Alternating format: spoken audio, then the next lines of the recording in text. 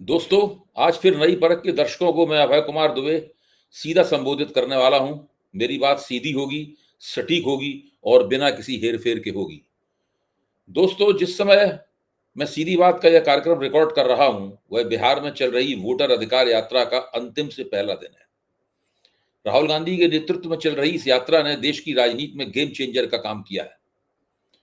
किस तरह? यह मैं आंकड़ों के जरिए साबित कर सकता हूं।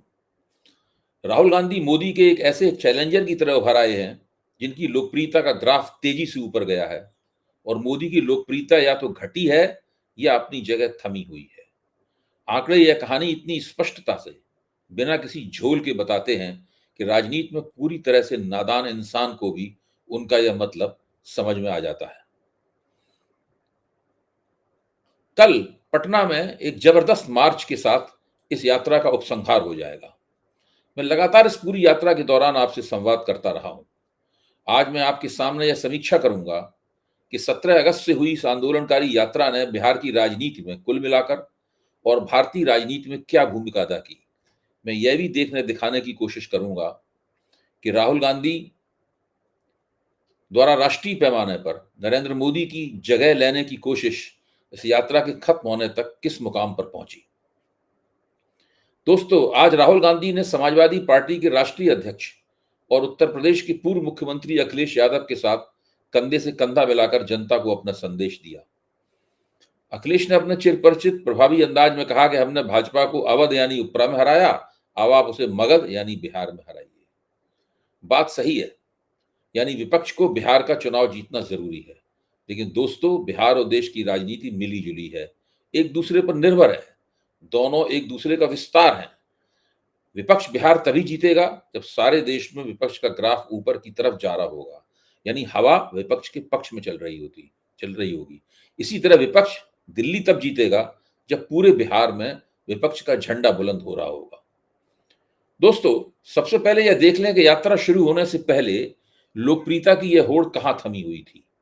इससे पता चलेगा कि 14 दिन किस तरह से गेम चेंजर साबित हुए हैं और किस तरह राहुल के पराक्रम ने माहौल पूरी तरह से बदल कर रख दिया है। अभी कल ही इंडिया टुडे पर देश का मूड बताने वाला एक सी वोटर का सर्वे आया। पहले हम उसे हांडी के एक चावल की तरह टटोलेंगे और इसके बाद हुई यात्रा के राजनीतिक प्रभाव के बारे में अपना अनुमान लगाएंगे। सी वोटर ने प्रधानमंत्री के रूप में मोदी के प्रदर्शन पर जब अपने सैंपल के सदस्यों से सवाल पूछा तो पता चला कि 2023 की जनवरी में कोई 72% लोग उनकी सरकार के प्रदर्शन से खुश थे। दोस्तों, यह 72% का आंकड़ा प्रधानमंत्री के तौर पर मोदी जी के लिए शीर्ष आंकड़ा है, सर्वोच्च आंकड़ा है। इससे ज्यादा बेहतर आंकड़ा उनके पक्ष में कभी नहीं आया। यानी 2023 में ये स्थिति थी। 2024 में क्या हुआ लोकसभा चुनाव के नतीजों में, ये हम सब लोग जानते हैं। दोस्तों, 2024 में यह प्रतिशत 9% नीचे गिर गया और 63 पे आ गया और फिर 2025 में इस समय ये 58% पर है। यानी पिछले 2 वर्ष में मोदी जी की स्वीकार्यता में 14% की जबरदस्त गिरावट हुई है। 14% की। जब इसी तरह के सवाल को कुछ घुमाकर पूछा गया कि कितने लोग उन्हें प्रधानमंत्री के रूप में देखना चाहते हैं, तो पता चला कि फरवरी 2024 में 49% लोग उन्हें प्रधानमंत्री के रूप में देखना चाहते थे। फिर उन्होंने हरियाणा और महाराष्ट्र के चुनाव जीत लिए। दोस्तों, ये दोनों चुनाव कांग्रेस को जीतने चाहिए थे, पर जीते भाजपा ने। मोदी की रेटिंग को इसका बहुत फायदा मिला, लेकिन उसमें बढ़ोतरी हुई केवल 3% की। आप समझ सकते हैं कि भाजपा की जीत को आमतौर पर लोग किस निगाह से देख रहे थे। 3% की बढ़ोतरी के साथ मोदी जी की रेटिंग 52% पर पहुंची, जो ताज्जुब की बात थी। तब से अब तक यानी फरवरी से अगस्त तक ये रेटिंग वहीं की वहीं थमी हुई है। यही एक और आंकड़ा सामने आता है। फरवरी 2025 में मोदी जी सरकार का प्रदर्शन 62.1 पर था, जो अगस्त में घटकर 52.4% पर आ गया। दोस्तों, ये गिरावट बहुत बड़ी है। केवल 5-5.5 महीने में 10% की कमी। जो भी हो दोस्तों, ये आंकड़े इंडिकेटिव होते हैं, यानी इन्हें केवल एक संकेत की तरह ग्रहण किया जाना चाहिए। इनसे जाहिर है कि मोदी की लोकप्रियता की कहानी या तो गिरावट का संदेश दे रही है या उससे गतिरोध का संदेश मिल रहा है। इसके मुकाबले राहुल की रेटिंग का क्या हाल है? पहली बात तो यह है कि आंकड़ों के अनुसार विपक्ष के इंडिया गठबंधन में राहुल के अलावा और कोई चेहरा नहीं दिखाई दे रहा है। पहले ममता बनर्जी थी, अरविंद केजरीवाल थे, अखिलेश यादव थे और प्रियंका गांधी की भी चर्चा होती थी कि वे भी विपक्ष के प्रमुख नेता बनने की उम्मीदवार हैं। यह बहस अब पूरी तरीके से खत्म हो चुकी है। ममता की रेटिंग केवल 8% है, अखिलेश की 7, अरविंद की 6 और प्रियंका की रेटिंग 4% है। इसके दो मतलब हैं। क्षेत्रीय शक्तियां राहुल को चुनौती देने की स्थिति में नहीं रह गई हैं और कांग्रेस के भीतर से राहुल बनाम प्रियंका का नैरेटिव चलाने वालों की गोट पूरी तरीके से पिट चुकी है। राहुल ही विपक्ष की एकमात्र आस है। ये क्षेत्रीय नेता अपने अपने राज्यों में तो बहुत मजबूत हैं और लोकप्रिय हैं, लेकिन अगर उन्हें राष्ट्रीय राजनीति से जुड़ना है तो उन्हें राहुल गांधी के पास आना पड़ेगा, राहुल गांधी के साथ समीकरण बैठाना पड़ेगा। यानी अब राहुल गांधी अपने उनके क्षेत्रों में भी उनके कंधों पर बैठे हुए नहीं है, बल्कि उन्हें अपने क्षेत्रों में राहुल गांधी की लोकप्रियता की जरूरत है ताकि उनकी लोकप्रियता के साथ में प्लस प्लस हो सके। राहुल विपक्ष की एकमात्र आस है, यानी उनके पक्ष में 38% के आंकड़े आ रहे हैं। वे इस आस की कसौटी पर किस तरह खरे उतर रहे हैं, आंकड़े यह भी बताते हैं।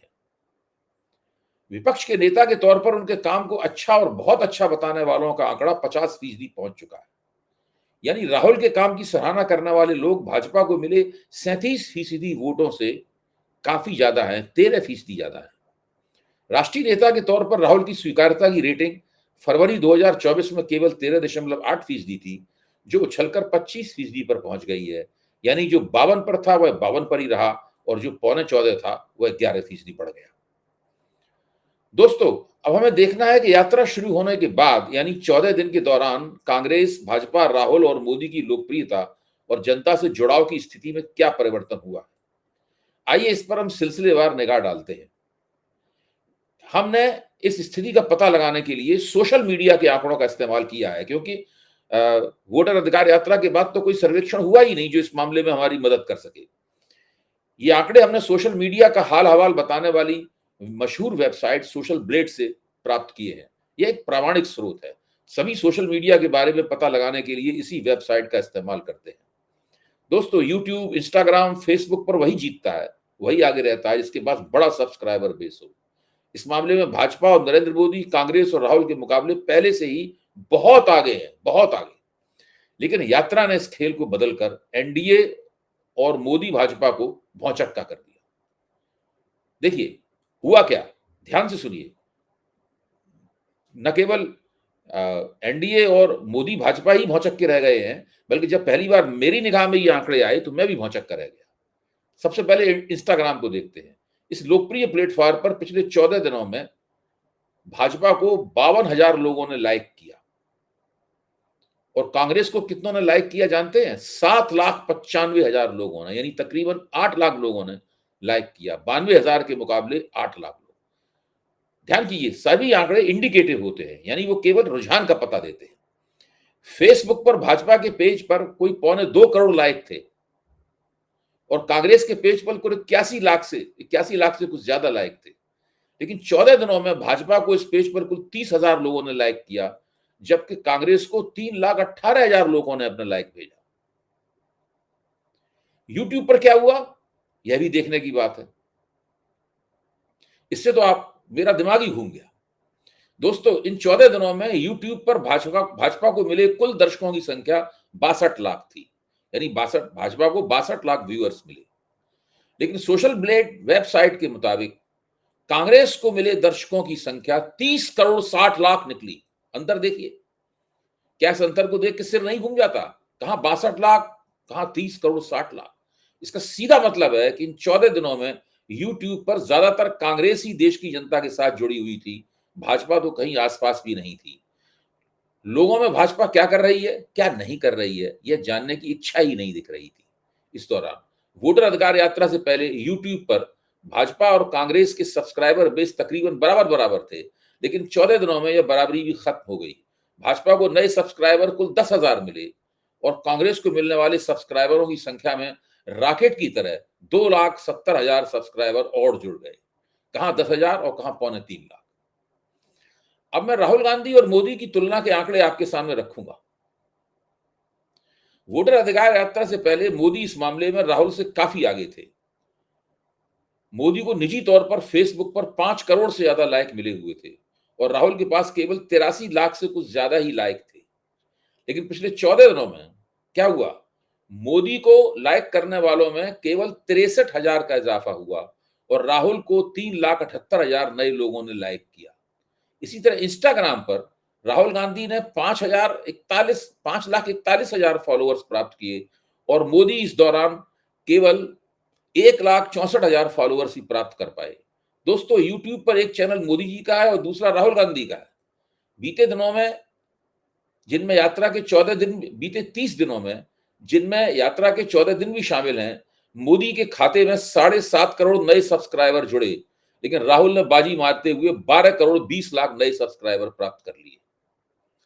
दोस्तों, वोटर अधिकार यात्रा के बाद या उसके दौरान मूड ऑफ नेशन सर्वेक्षण किया गया होता तो उसके आंकड़े कुछ और ही निकलते।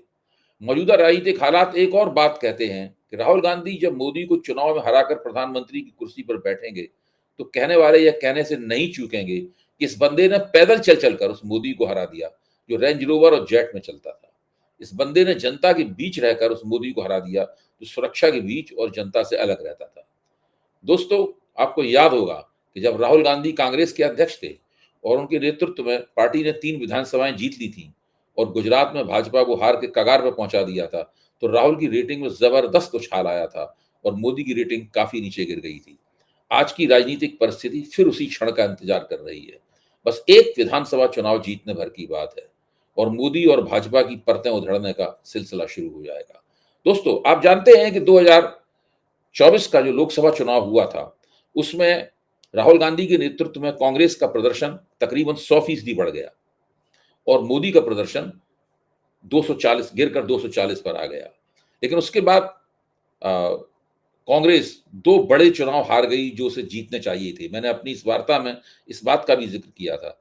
महाराष्ट्र में और हरियाणा में 2 बड़े चुनाव कांग्रेस हार गई।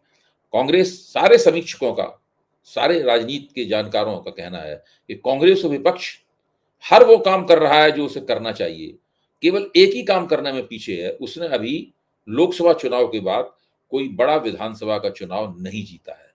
बस फिर मैं कहता हूं, केवल एक चुनाव जीतने की देर है और वो चुनाव बिहार का चुनाव होगा। धन्यवाद।